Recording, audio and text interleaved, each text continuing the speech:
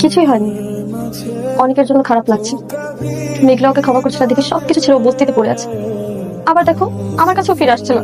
তুই এটা নিয়ে রাগ করার কি আছে? কান্না করার কি আছে? হ্যাঁ, তুই তো জেনে শুনে আগুনে ঝাঁপ দিয়েছিলে, তাই না? ও সরি, আমরা তো কেউ আগে থেকে জানতাম না যে অনেক আগে একটা বিয়ে করেছে। আমি এখন কি করবো? আমি কিচ্ছু বুঝতে পারছি না। না পারছি ওকে ছাড়তে, না পারছি আগলে রাখতে। একটা কথা বলবো? বলো।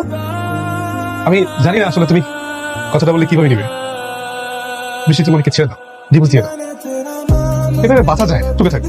আমি জানি সাবির তুমি কি বলতে চাও। তুমি যে আমাকে মন থেকে পাগলের মতো ভালোবাসো সেটা আমি জানি, কিন্তু সাবির আমি যদি তোমাকে ভালোবাসতে পারতাম তাহলে অনেক আগেই তোমাকে বিয়ে করতাম।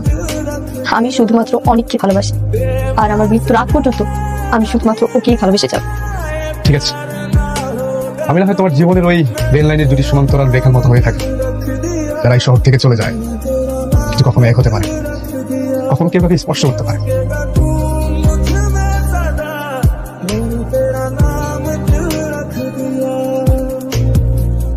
তুমি এখানে কেন আবার আসছো?